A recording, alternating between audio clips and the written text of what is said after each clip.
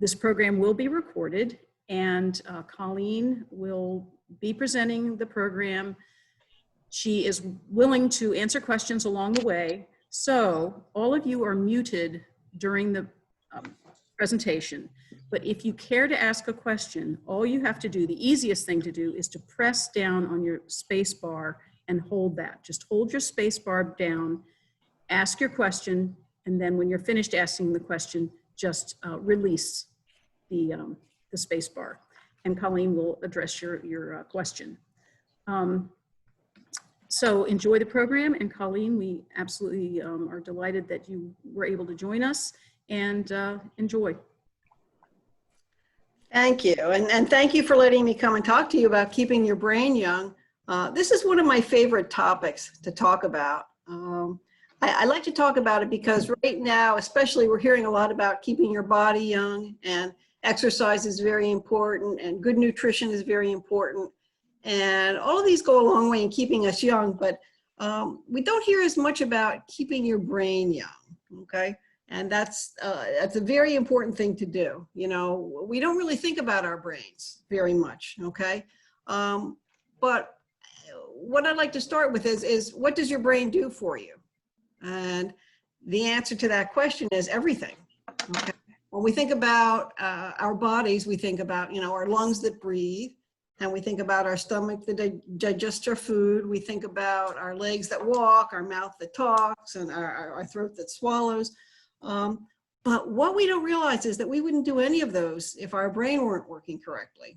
Okay, so the brain really does drive every single thing that we do.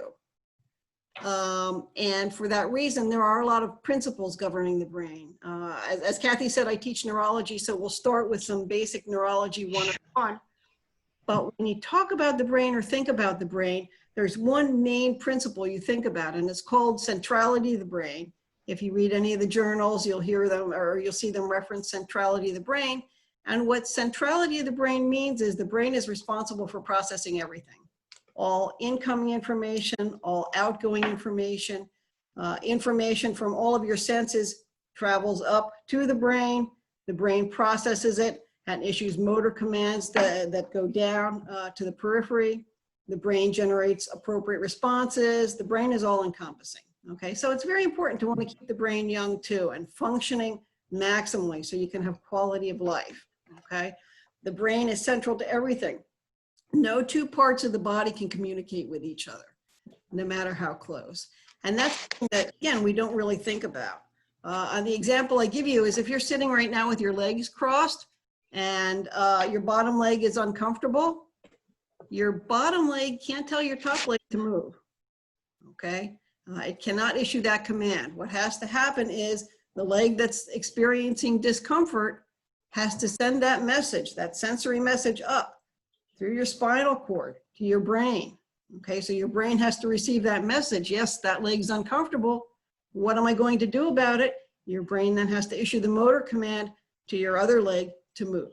Okay, so that's a real important concept, but I like to start with that because no two parts of the body talk to each other. Okay, the brain issues all the commands. The brain is the communication center. If our body were a corporation, the brain would be the president. Okay, everything comes from the brain. So all those sensations we were talking about, your facial expression, breathing, eating, swallowing, vomiting, digestion, moving, everything is governed by the brain, including cognition, okay? And what do I mean when I say cognition? Does anybody know? I mean, I don't know whether you want this to be question and answer, but when I say cognition, what do I mean? All right, well, let me tell you what I mean. Cognition means thinking, okay? And I have a slide on that in a minute, but when I talk about cognition, and we'll talk a lot about cognition tonight, what I mean is thinking, your ability to take in, process information. We'll go into that more in depth in a few minutes, but cognition is one of the big reasons that we're here tonight, and cognition is one of the big reasons that you want to keep your brain young and functioning well, okay? Your brain is made up of lots of different kinds of cells, but the two main kinds of cells that make up your brain are called neurons and glial cells. Okay, neurons are the thinking and communicating cells, and glial cells are those support cells. They provide the housekeeping, they provide nourishment, they take away toxins, clean up scar tissue, all of those other things.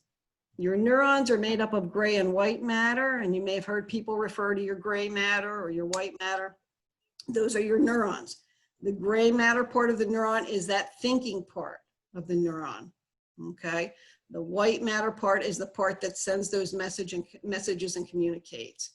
And studies show, and the reason we're here tonight is studies show that brain training activities, like I'll talk to you about, increase white matter, so that increases the communication between parts of your brain, and it can also increase the amount of gray matter, the amount of thinking cells, okay? And this is important, and it's important to know too, that it doesn't depend on your age or your health status. You can improve brain function no matter what your age and no matter what your health status, okay? And that's real important to know. So brain training is the way you keep your brain young, and I'll talk about some specific ways to do that, okay? When we think about walking or talking or language, those are functions that take place in specific parts of the brain, okay?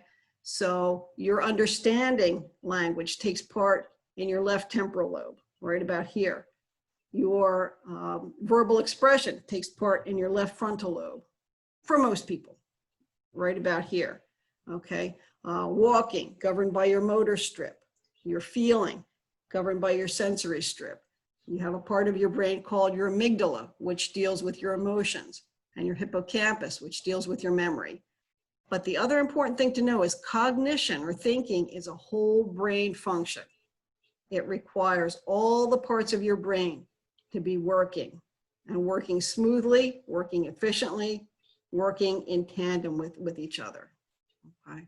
That's real important. Do you have any questions about that so far? Okay, well, I promised you a definition of cognition, and here it is. So cognition refers to thinking. It's that intellectual skill that allows you to perceive, acquire, understand, respond to information. And that includes lots of specific parts, okay? The ability to attend, the ability to remember, plan, process, solve problems, reorganize information. That's all part of thinking, okay? So don't confuse thinking with language. They're related, okay? And they can depend on each other, but be clear about this. You can have language without thinking, and you can have thinking without language. And I'll give you an example. A young baby, okay? A young baby can problem solve, okay? A young baby can remember things, okay? That young baby has cognition, even though that baby doesn't specifically have language, okay? And vice versa, people with dementia, okay, may have language, all right? They may have social speech, they may be able to find the right words, they may be able to express themselves, but they may have a lot of difficulty with thinking and problem solving, judgment and reasoning. So cognition and language are related and can depend on each other, but you can have one without the other. All right, so as I said, language is specific and localized in the brain. Cognition requires your whole brain. Okay, so now we know that training restructures the brain for more efficient cognition. Okay, how exactly does it do that? Well, what's called mature neuronal connections have been established in your brain, and those are pathways. Those are like highways in your brain for things that you do a lot of, okay? If you play the piano, for example, those pathways in your brain are very well developed. If you speak a foreign language, things that you do all the time, those pathways, those connections in your brain are well developed and they're very mature, okay? Pathways that are weak or unused die out, interestingly enough, all right? And because we said that retraining can add gray matter and can add white matter, okay, that's the first step of it. But retraining your brain or training your brain to be very efficient also involves using these new pathways that you're developing. Okay, so you want to make new pathways and you want to make them strong, right? No matter what your age, no matter what your health status. Right now, we're seeing a lot of COVID-19 patients in the hospital. We've seen them every day since the middle of March. And you're seeing a lot in the news right now about how COVID-19 patients often have cognitive dysfunction. Okay, they have problems with their thinking. And that happens during their hospitalization. We're seeing it during the hospitalizations. And we're also seeing it after people are discharged from the hospital. And there's been a lot of debate about why that is. One of the theories now that's gaining a lot of popularity is the fact that COVID-19 stimulates an immune system response. This hyper immune system response that COVID-19 seems to stimulate may be creating more of those glial cells. Remember those support cells, those cells that are trying to clean up this mess. And those glial cells can actually block that white matter from sending information, okay? So it may be that your immune system's response to COVID-19 is making changes in your brain. Okay? It's creating more glial cells, which are blocking transmission. So it'll be interesting to see what researchers find with that. But the more connections you have, the more mature they are, the healthier your brain functioning will be. And to that end, the healthier your brain functioning, the better your overall functioning and the better your quality of life, okay? An example I like to give is, you don't realize how much thinking some of the things that you do every day takes. You don't realize how much you're using your brain without even thinking about it. And take, for example, going out to dinner with your friends. We don't do a lot of that right now, but hopefully we will soon. But if you're sitting around a table with your friends, what your brain is doing is listening to what people are saying, okay?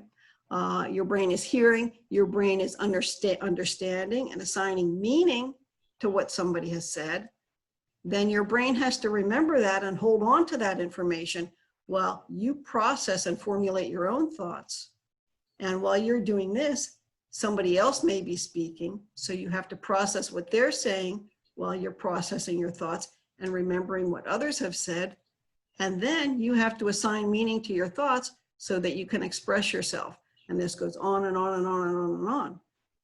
So knowing how hard your brain is working, even doing something like that, it makes it easy to understand why people who have brains that aren't functioning as efficiently may be more socially withdrawn, okay? Maybe somebody whose brain can't do all of those things right now is not able to participate in a conversation. That may be somebody who sort of sits out a conversation, right?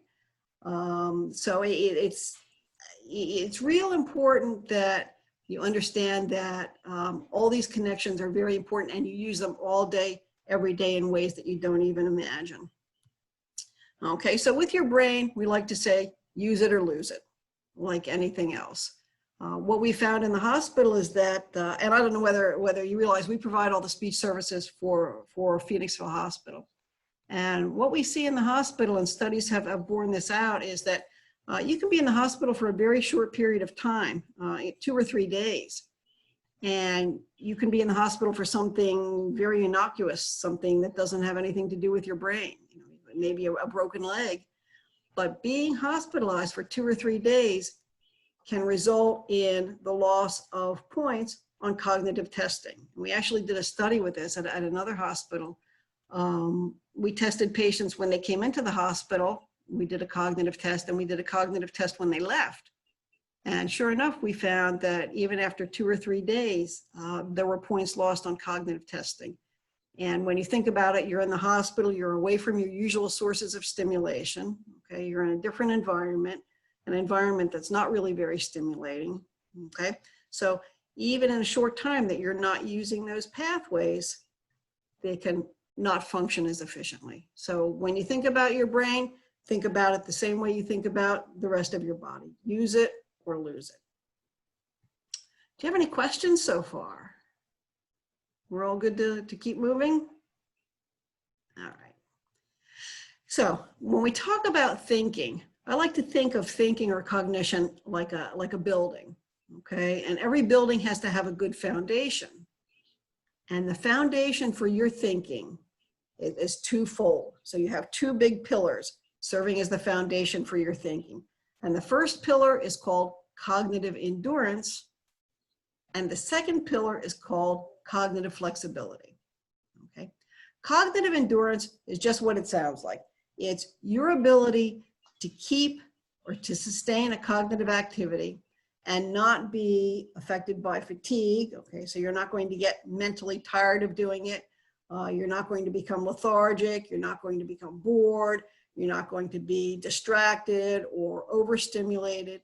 So cognitive endurance is your ability to think something through to completion, okay? Cognitive flexibility, that other pillar, just means task structuring, task switching, and modality switching. And by that I mean task structuring means if I give you a problem, do you know how to figure it out? Can you structure that task? And it can be something as simple as if I say to you, you're starting to travel at 7 o'clock in the morning and you have a 90-minute flight, you have a 30-minute layover, and you have an hour-and-a-half ride on a bus to get to your destination. What time will you arrive? Okay, so anybody want to throw out an answer to that? Again, you start traveling at 7 in the morning, you have a 90-minute plane ride, you've got a 30-minute layover, and an hour-and-a-half bus ride. What time will you arrive at your destination? 10:30. 10:30, yes, okay. And what did you have to do to come up with that answer? Well, you had to, I just jotted it down. I had to think about it by adding 30 plus 1.5, 90, that sort of thing. I was thinking, I was solving. Okay, all right, so you were able to structure that task. I gave you the task, you figured out what you needed to do, and you were able to do it and come up with the answer. That's task structuring. Nice job, by the way. Oh, That's the correct answer is 10:30. But you were able to figure that out, okay? You were able to set it up for yourself and structure that task. Task switching, on the other hand, is going from a task that maybe requires memory to a task that requires some problem solving, to a task that requires some sequencing, okay, to a task that requires maybe some executive functioning, all right? So task switching means going back and forth between different types of thinking tasks. So for example, can you count backwards from 100 by sevens?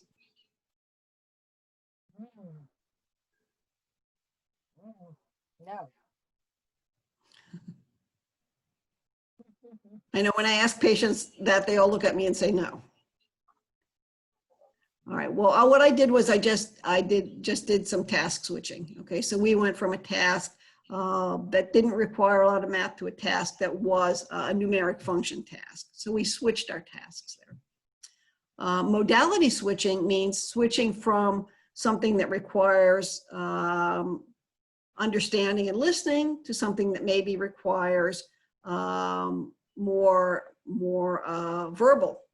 Okay, so you're switching from a verbal modality to an auditory modality to maybe even something that requires you to manipulate objects, to a tactile kinesthetic kind of task.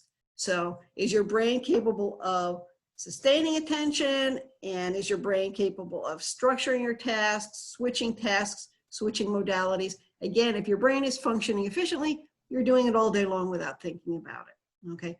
But when we work with patients, and we work with patients who are cognitively impaired, these are some of the things we take into consideration. These are the very basic pillars, that we have to have in place, because these are the foundation of the building, and anything that comes above it is not going to be able to function if the foundation isn't good, okay?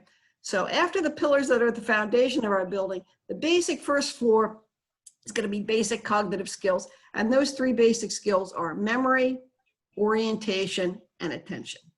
Okay, you have to be able to remember things, and there are lots of different types of memory I'll talk about in a minute.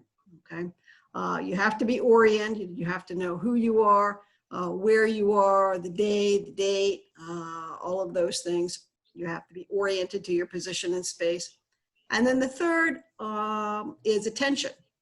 You have to be able to attend to things. And again, there are different types of attention that I'll talk about in a minute. But that's the very basic first floor of your cognition. Okay. And again, when we work with cognitively impaired patients, we like to make sure their endurance is there, their flexibility is there, and then we work on memory, orientation, and attention to get set to do the higher things. The next level of the building, that higher level functioning, is going to be things like reasoning, judgment, safety awareness, problem solving. Okay, that's a little bit higher level of thinking, right? And then the highest level of cognitive functioning, of course, would be executive functioning. And that's being able to, identify a problem, develop solutions, bring a task to fruition over a period of time, assess what's happening, modify a task as needed. But I'll talk about that in a minute. But these are the levels of thinking that you want to work on, okay? So if we were giving you a task, a brain training task, for example, and I said, all right, I want you to think of all the things you could buy in the grocery store that start with the letter M, okay? That is not a highest level function, but it's not a basic function either. That's one of those middle functions, okay? That's some problem solving, it's some memories involved, all right? Even some word retrieval is involved. So the cognitive training tasks are sort of meant to touch on all of these areas. Okay, so for example, when I said attention, different kinds of attention. So think about it. Attention is sustained concentration. Okay, it's focused on something, but you can also have alternating attention. So are you able to talk to your spouse and watch TV at the same time? Are you able to talk on the phone and play cards at the same time? Okay, are you able, that would be divided attention. Alternating attention means can you attend to one activity and then to the next and to the next, okay? So different types of attention and lots of different types of memory.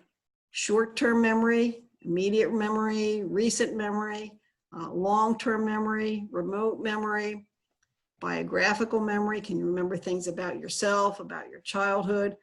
Procedural memory. Can you remember how to do things?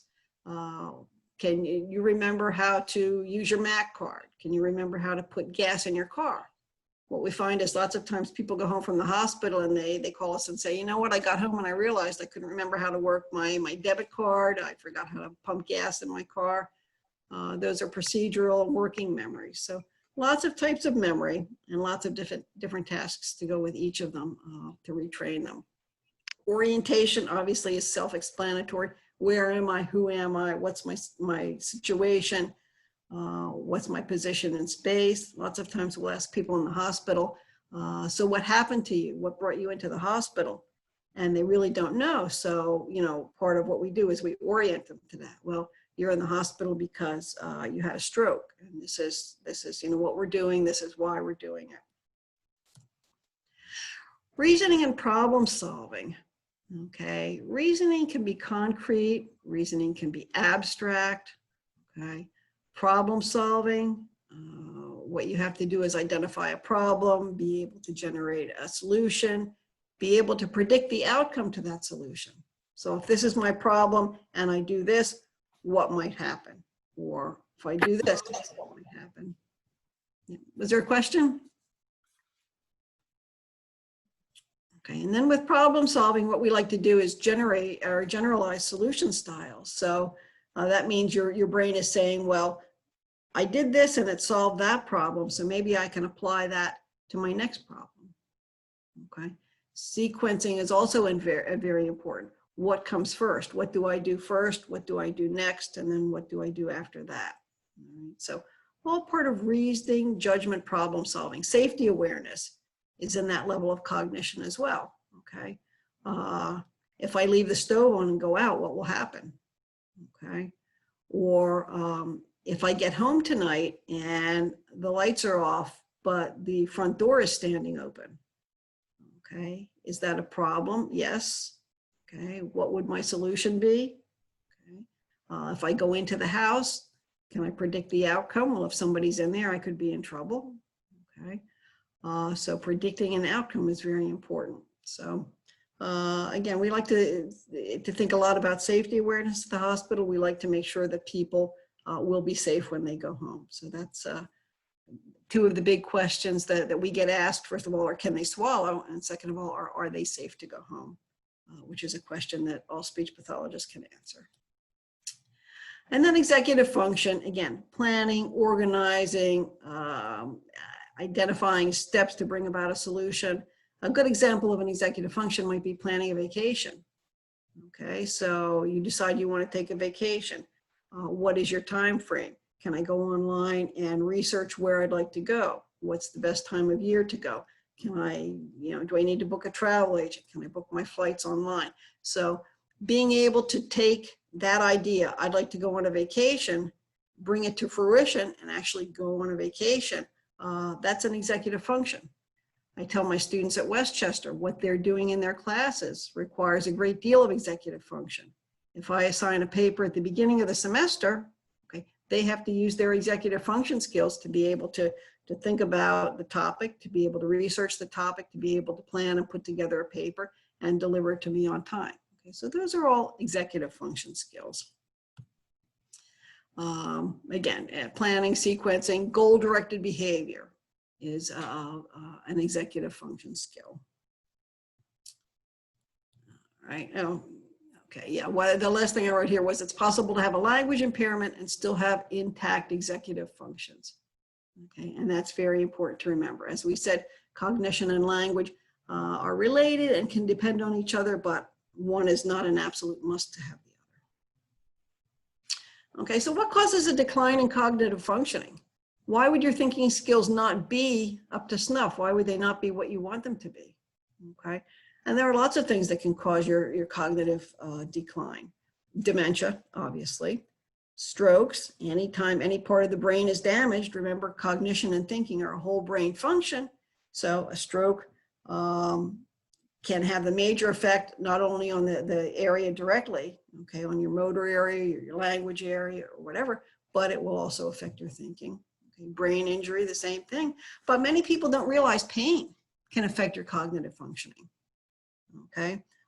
Did you ever hear somebody say, wow, I had a toothache and it hurt so badly I couldn't even think? Okay, that's very true. Okay, pain can affect your cognitive functioning. Malnutrition can affect your cognitive functioning. Dehydration really affect your cognitive functioning. Drugs, medications, infections or illness. We have a lot of people who come into the hospital, for example, with urinary tract infections. And their family will say, well, do they have dementia? They were fine up until last Friday. And then all of a sudden, my mom just wasn't acting like herself. She wasn't thinking. She didn't know who she was, where she was. And that's not a dementia. That's more a delirium. That's a sudden onset of a cognitive dysfunction caused by an infection. Okay. And after the infection's treated, the person usually goes back to being the person that they were. Alcohol also can cause a decline in cognitive function. So lots of reasons aside from dementia. People think dementia, and that is one cause, but there are lots of other reasons. Dehydration. When I say pain, there are a lot of people walking around out there in pain. People have pain from chronic arthritis. People have pain from, chronic dental pain, gum disease. So a lot of people in chronic pain have difficulty with cognitive functioning. And the thing is, they may not even realize it, okay? Lots of people live alone. Lots of people are isolated. And especially right now, people can be really isolated. And if you're suffering any of these things and also not using your cognitive skills, yeah, they're going to decline. All right, so what do we do to test people's cognition? Well, here's a quick and dirty that we like to use. It's part of a battery called the MOCA, the Montreal Cognitive Assessment. But have somebody draw a clock. If you suspect that their cognition is not what you're used to or not what it should be, have them draw a clock and then say, I want you to draw a clock for me. I want you to put in all the numbers, and I want you to make the clock say 10 minutes after 11. Okay, or you can pick any time. But all of the pieces of cognition that have to be in place to do that, okay, include memory, visuospatial skills, attention, executive function. You have to have language. So even drawing a clock, that simple activity, encompasses a lot of the parts of your brain, okay? So when we ask people to draw a clock, it's very easy to see as soon as they put that drawing on paper, okay? We may have to follow up here and do some more testing. Has anybody ever had a MOCA test, a clock drawing test, or anything like that? Sometimes physicians will do a quick cognitive screen. Okay, a lot of physicians are doing them now. All right, so cognitive skills and brain functioning can be improved. All right, that's the thing to remember. They can be improved, okay? And why do you want to improve them? To do the things that make up your quality of life. Okay, as I said, having dinner with your family, going out with friends, using your computer, checking your email, accessing information, banking, shopping, cooking, driving, traveling, collecting anything, or no matter what you enjoy, okay? That's why you want to keep your brain young. And without your usual forms of quality of life, okay, without keeping your brain young, people can feel isolated. They can feel frustrated. They may feel dependent on others. They may feel that lack of joy. Okay, they may feel loss or worry or even fear.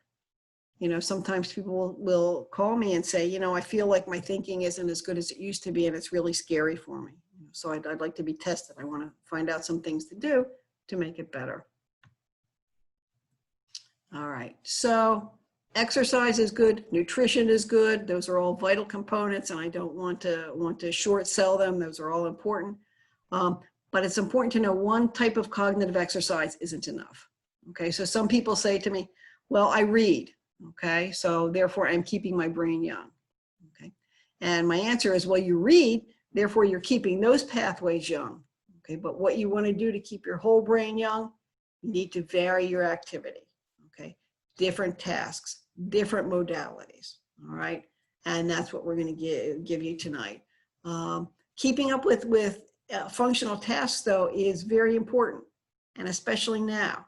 So what I want you to do is really make a commitment. I'm going to express ideas, start conversations, be social, don't shy away from using the phone, make appointments, follow a schedule. All of these things are things that we don't even think about, but if our cognition is starting to fail, we may back away from them, okay? We may back away from social exchanges. We may back away from meal preparations, or it may be too much to manage our own finances. We may find that we're losing mail or losing bills or not keeping track of our bills in the way we used to. And what I would say is don't back away from it. Don't back away from it. Move toward it. Move toward it and exercise that brain. So as I said, we want to switch tasks. We want to switch modalities, and that's what I'm going to show you techniques right now, okay? So a big brain stimulation technique, and there are a lot of websites if you're computer savvy. Lumosity is the one everybody knows about.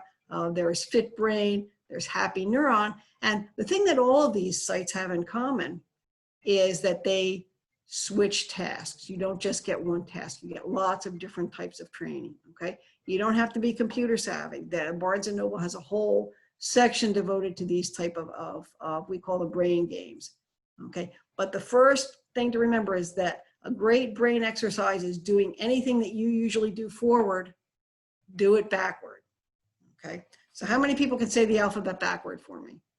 And writing it down and reading is cheating, okay? I want you to sort of visualize it and say the alphabet backwards for me. That's a great brain exercise. It doesn't cost anything. You can do it while you're sitting in a chair. All right. Anything you would do forward, do backward. What are the days of the week backwards?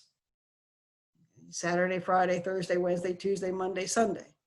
What are the months of the year? The months of the year backwards, starting in December. December, November, October, September, August, and so on and so on. Okay, great brain exercise. Give directions. Okay, how do I go from my house to the Acme or my house to Giant? And then do them backwards. How am I going from Giant to my house? It's a great brain game. Naming the states. How many of the 50 states can you name? Okay, and then can you memorize them in alphabetical order? And if you can do that, can you memorize them backwards in reverse alphabetical order?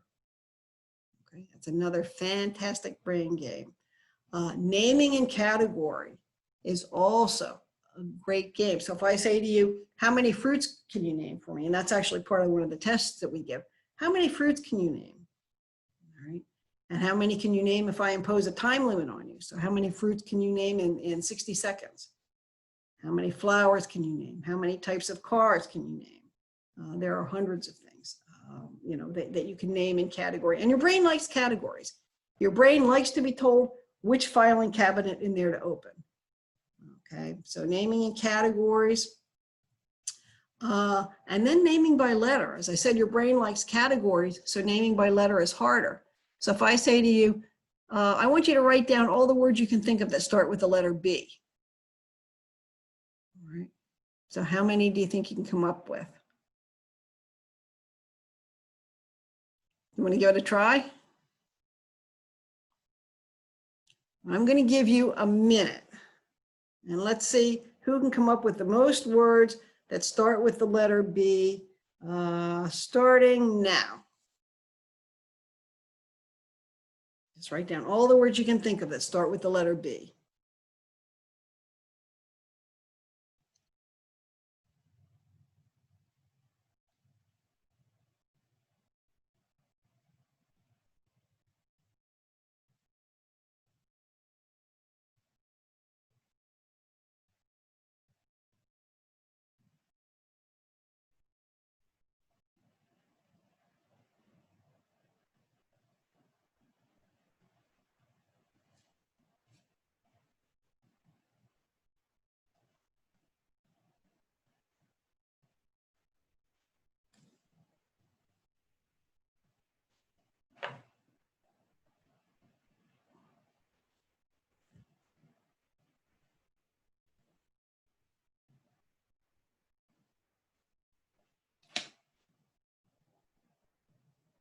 Okay, we have a few more seconds.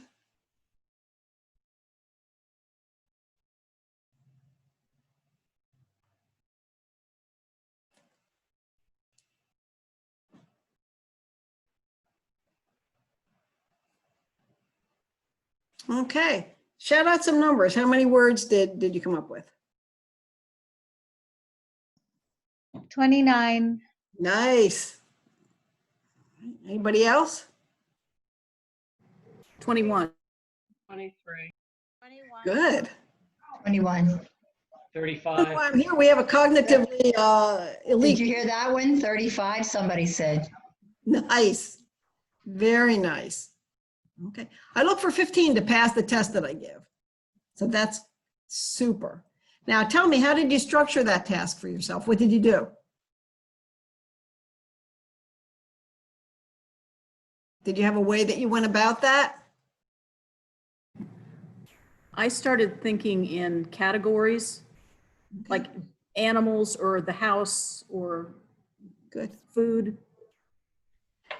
And so again, you're in that, you know, cognitively strong, strong group. Some people, when I ask that, just sort of don't know where to go. So they might randomly, you know, pick the words that fly into their head. Okay. Some people are very structured and might look around the room. Some people will go through The vowels, like BA. Yeah. Yeah. Yeah, exactly. So there are lots of ways to structure that task, but that's all really good because you were able to structure that task and then, you know, efficiently follow through on that. So that's a great task. And, you know, you can take things like a holiday. Okay. I want you to think about, you know, this is a task that I like to give at the hospital. So somebody picks Thanksgiving. Okay. I want you to think about 6 words that have to do with Thanksgiving. All right. So most people will say, you know, turkey, stuffing, football, whatever. And then I'll say, okay, put those 6 words in alphabetical order. Okay, so that means you have to remember the words, and then you have to sort of visualize them, and you have to put them in alphabetical order. And then I'll say, now put them in reverse alphabetical order. Okay, so it gets a little harder, but it's a great cognitive task. Okay, it's memory, it's word retrieval, it's problem solving, it's task structuring, it's executive functioning, it's visual spatial skills. So even a simple task like that encompasses a lot of brain power. Who can count backwards from 100 by 7s? Do I have any volunteers? And writing them down is cheating.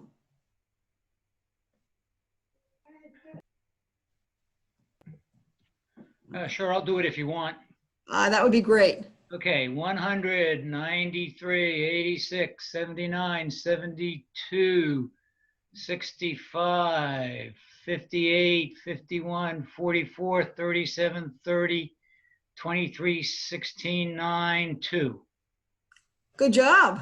Very nice job. Were you an accountant or a math major? Engineer. Okay, same thing. Very nice. Okay, how did you structure that task for yourself? Did you just do the subtraction? Yeah, no, I basically just, okay, 100 minus 7 is 93, 93 minus 7 is 86, and then just Okay. kept going, just general subtraction.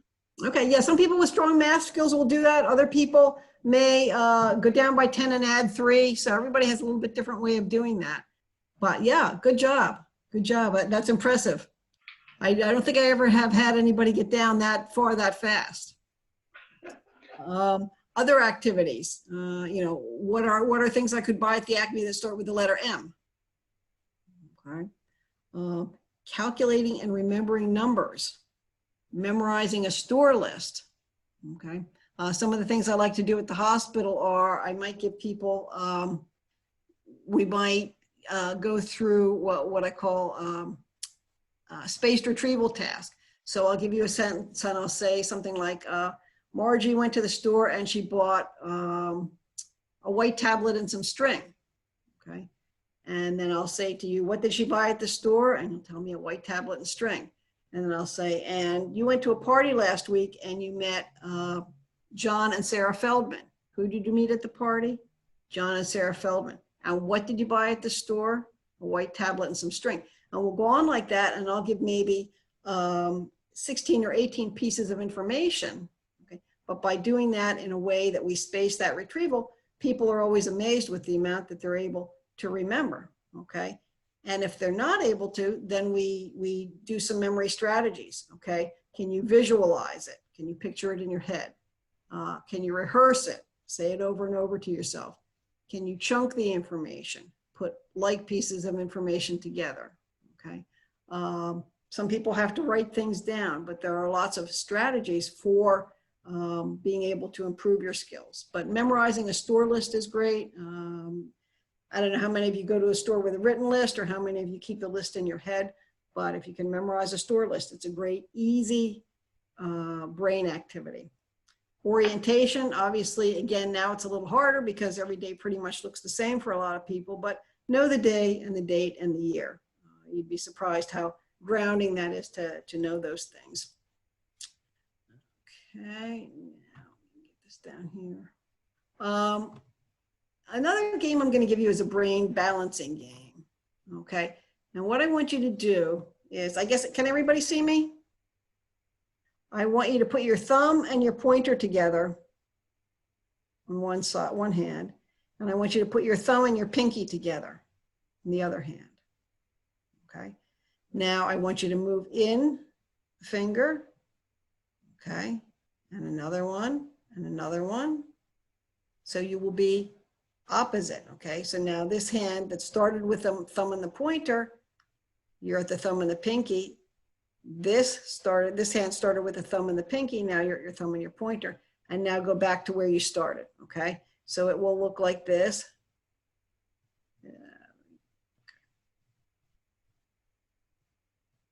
Okay, and that's what it looked like. Doing similar but different things with each hand balances both sides of your brain, because that's the other thing we didn't really talk about, but both sides of your brain have to work together. for optimal functioning, okay? Your right side, your right hemisphere, and your left hemisphere look the same anatomically, but they function a little bit differently, okay? Your left hemisphere, I guess this is pretty common knowledge, most people know is your analytic hemisphere, okay? Mathematicians are left hemisphere strong, engineers, okay? Your right hemisphere is your more creative hemisphere. People say, you know, everybody has a stronger hemisphere, okay? People say that they can tell what hemisphere is dominant for you by looking in your sock drawer, all right? And if your socks are neatly folded and arranged, you're a left hemisphere thinker. If your socks are kind of thrown in all over the place, you're a right hemisphere thinker. And it's cocktail party trivia. I'm not sure how true it is, but each of your hemispheres has a little bit different function, okay? And having those hemispheres work together is very important. As we said, memory involves sensory embedding. If you want to remember something, the best way to do it is called sensory embedding, okay? And think about it. If you hear a specific song, does that take you back to a time and a place and a situation that you can recall effortlessly, okay? Or if you smell a certain scent, okay? If you smell, for example, apple pie, does it take it back to your mom's Thanksgiving kitchen when you were 4? Whatever, okay? That's information that's sensory embedded. Do you remember a time when you had to take a test that was really, really hard and you were scared to death? Maybe college boards or GREs.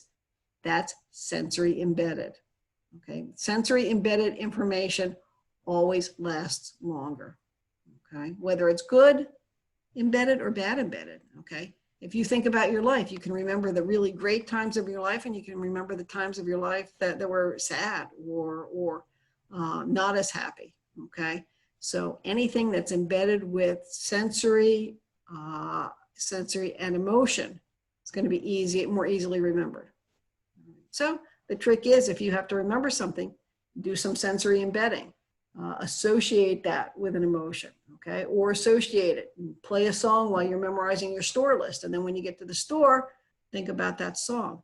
And things that were on your store list will come back to you a little bit more easily. All right. Doing a puzzle is a great brain training device, okay? Sequencing. Reciting, telling somebody how to do something, whether it's painting a room, whether it's, you know, putting gas in your car, telling somebody how to do something is a great brain game.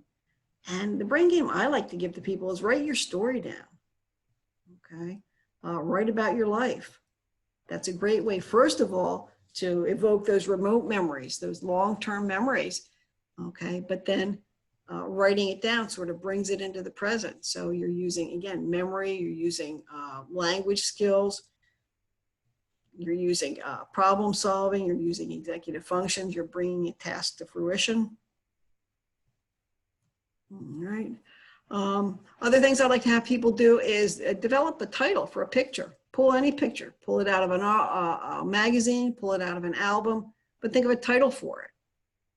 Okay, you have to look at that picture, determine what's relevant in that picture, and then come up with a title. Or make new headlines for a story. If you're reading a newspaper, make your own headline. Okay. Take your pictures, organize them in a sequence that tell a story. Okay. State the purpose for learning new information. I like that one, and that's an important one, because I tell people, don't give up on learning new information. Be excited by learning new information, okay? So you can tell your family, I want to learn how to groom a dog, okay? And this is why I want to learn that. And this is how I'm going to do that. Science is wonderful. And there's a lot right now, written about, obviously, COVID-19, that's in the news. Politics are wonderful, but learn new information. Stay invested in learning, because that's one of the great ways to keep your brain young. Never, ever, ever stop wanting to learn something new. It doesn't have to be a huge thing either. You know, I want to learn something new. I want to learn why storm clouds are black. I want to learn why thunder makes noise. Anything. But new learning is critical. Staying invested in new learning is critical. And being able to tell somebody why I want to know this is also a great brain exercise. Listening to a story and retelling it. Okay, when you think about it, you know, maybe your children call you and tell you a story, and then you're trying to tell your wife or your husband what your children told you. Okay, were you able to get it right? Were you able to be accurate? Were you able to put that together, to hear it and then retell it for somebody else? Great brain game.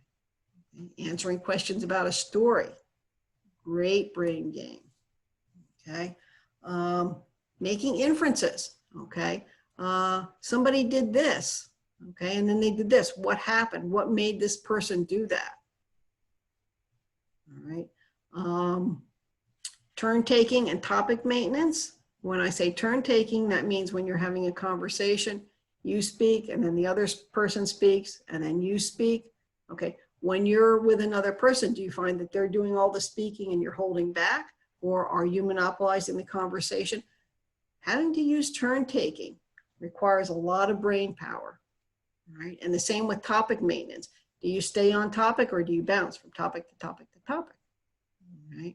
So turn taking and topic maintenance are, again, good clues to what your cognitive status is like, what your brain status is like, okay? Giving opinions and supporting those opinions. And we have an election year coming up. This is a great opportunity. You know, give your opinions and support those opinions. Thinking of synonyms and antonyms for words. And again, I'm just giving you things that are not expensive. You don't need a lot of equipment for them, but doing these tasks are ways that every day you can incorporate some of these tasks to keep your thinking strong. Thinking of a synonym or an antonym for a word. Okay, who can think of another word for the word health? Wellness. Wellness, exactly. Okay, and who can think of a word that means the opposite of clear?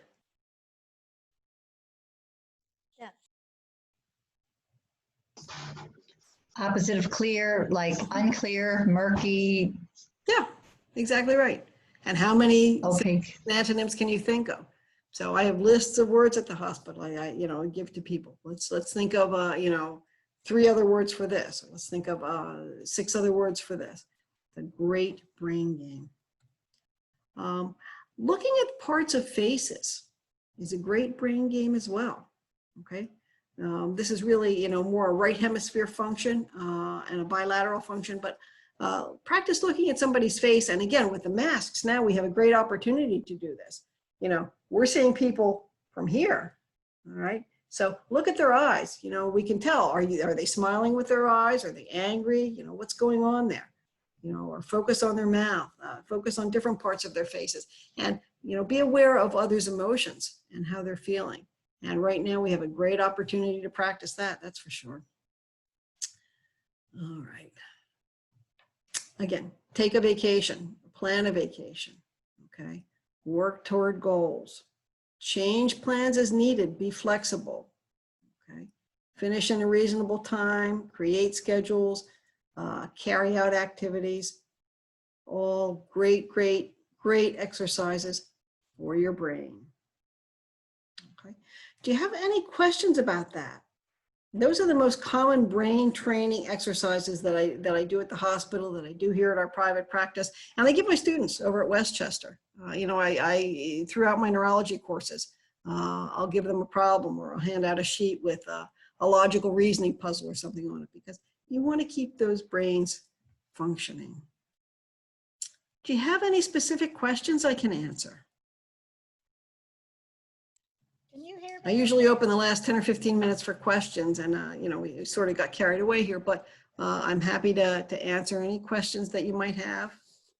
Can you hear me? A little bit, yeah, not, let me see if I turn up my volume. You had mentioned the amygdala. Tell me again? You had mentioned the amygdala. Amygdala, yeah. Yeah, and I think a lot of people, it's overstimulated right now. Maybe. So is there things you can do to calm that? Yeah, and people can be overstimulated in a way that's negative. So they can be feeling a lot of negative emotions right now. Right now, at least what I see, and you know, I'm fortunate enough not to be quarantined. You know, as I said, we've been in the hospital every day, but people are feeling a lot of frustration, a lot of anger, a lot of isolation, okay?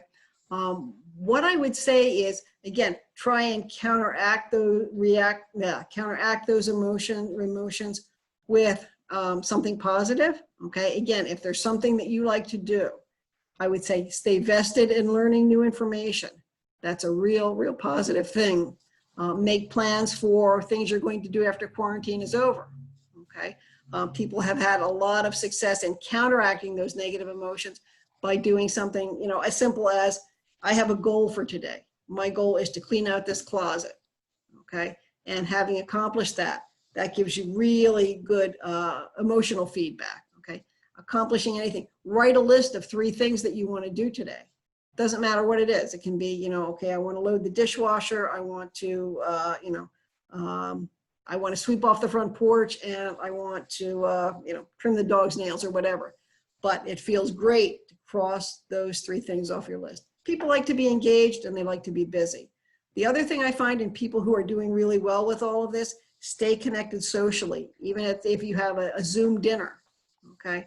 My friends like to get together and have Zoom dinners, and it's really great. You have the conversation, it's not in person, but you have the conversation and all the benefits of interacting with somebody else, okay? And that's what you really need. You need to stay engaged, and you need to stay interactive, and you need to stay invested in what you're doing in new learning. So those positive emotions will go a long way in counteracting the negative emotions that you're feeling, okay? And that's basically what you want to do. Does that make sense? Yes. Okay, Yes, thank you. surely. Do you have any other questions?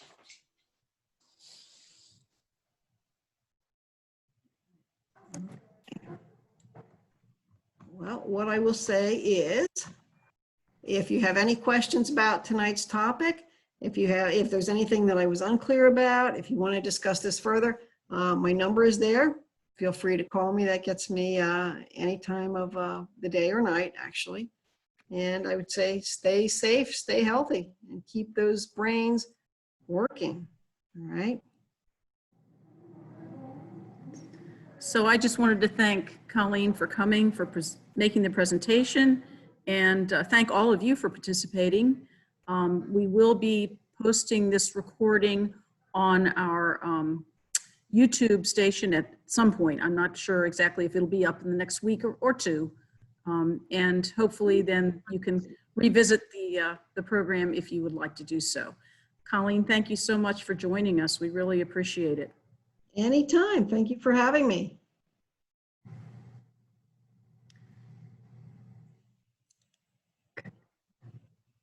All right.